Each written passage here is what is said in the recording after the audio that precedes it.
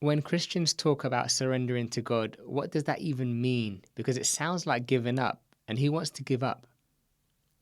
But here's the thing that I found. Every time I tried to save my life, I lost what matters. And every time I surrendered, I found more than what I was looking for. I shouted at God in an empty car park at 3 in the morning. I have gripped things so hard my hands ached.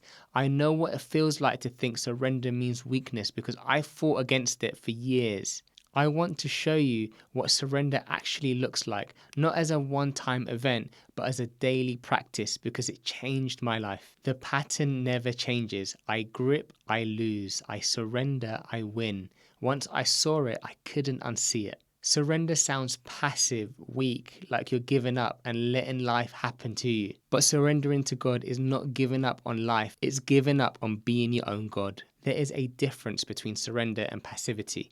Passive means you do nothing. Surrender means you stop trusting yourself to be in control and start trusting someone who actually is. It's like being on a plane. You could grip the armrest and try and will the plane to stay in the air, or you could recognize that the pilot knows what they're doing and your gripping adds nothing except stress. Surrender is not stopping, it's redirecting your trust. If you've been exhausted from trying to control everything, surrender is not adding another burden, it's finally putting down the ones you were never meant to carry. People picture coming to God as a peaceful moment in a chapel with soft music playing. My moment looked like screaming at God in an empty car park because everything was falling apart. I had nothing left.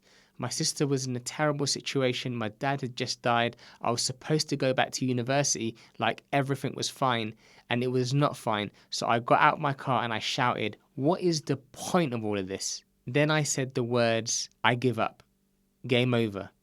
God, if you are real, I'm going to give you everything, all of me. You have me for life." There was no thunder, no angels, but the next morning I woke up and everything looked different. It's like I've been living in black and white my whole life and someone turned color on. You do not need a perfect moment or the right words. You just need to be honest. God is not looking for eloquence, He's looking for openness. A lot of people think surrender is a one-time decision you make and then you're done. But surrender is not just stopping, it's turning around. It's saying, I've been going my way and now I'm going to go His way. He is the boss now, and I trust that He is a good boss who is going to do right by me. I still catch myself gripping things I cannot control every few months, sometimes few weeks. I have to do it again. I have to open my hands and remind myself that the thing I'm gripping so tightly is actually small. It's not a one-time surrender, it's a daily one. Jesus said something that I have seen play out in my life over and over again. For whoever wants to save their life will lose it, but whoever loses their life for me will find it. That is the pattern. I grip, I lose. I surrender, I win.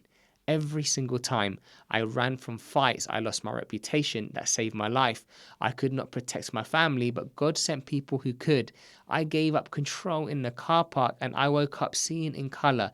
I gave away my business secrets and I built a reputation I could never have protected. I lost my independence and then I found Izzy. Do not wait until you can surrender perfectly. Just start surrendering honestly. Every time you catch yourself gripping, open your hands again.